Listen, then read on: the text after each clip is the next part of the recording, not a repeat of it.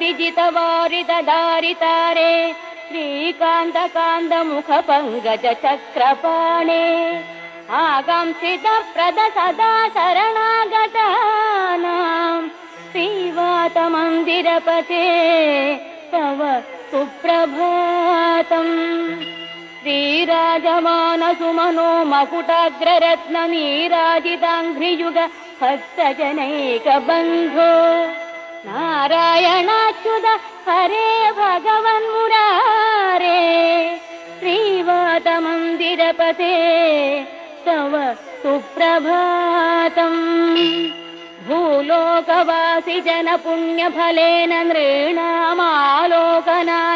गुरुवायुपुरेऽभिरामे त्रैलोक्यनायक विभो त्वमिहाविरासिः श्रीवातमन्दिरपते।